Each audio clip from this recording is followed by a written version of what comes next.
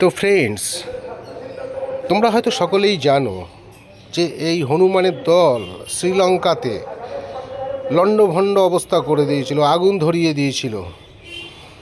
তো সেই রকমই এই হনুমানের দল কিন্তু এখন টোটালি সব ফোর্স রেডি হয়ে আছে, সব পাকিস্তানের দিকে তাক করে বসে রয়েছে। এই দেখুন, গাড়ির উপরে বসে রয়েছে, কেউ আবার ছাদের উপরে বসে রয়েছে, যখন তখন অ্যাটাক করার জন্য রেডি। পাকিস্তান সেনাবাহিনীকে ধ্বংস করার জন্য আমাদের এই হনুমান যথেষ্ট। ওই দেখেন, ছাদের উপরে সব পজিশন নিয়ে ফেলেছে, গাড়ির উপরে। এই যে দেখুন, গাড়ি নিয়ে ঢুকবে, ঠিক আছে। এই দেখুন, গাছের পাতা নড়ছে, গাছেও আছে। এই যে গাড়ির উপরে বসে আছে, গাড়ি নিয়েই পাকিস্তানে ঢুকবে গুলি করতে করতে। এই যে দেখুন, আবার আম গাছের মধ্যে, এই যে আম গাছেও বসে রয়েছে। তো এটা যুদ্ধের আবহ, পাকিস্তানের সাথে যুদ্ধ করতে হবে। ভিডিওটা ভালো লাগলে লাইক ও কমেন্ট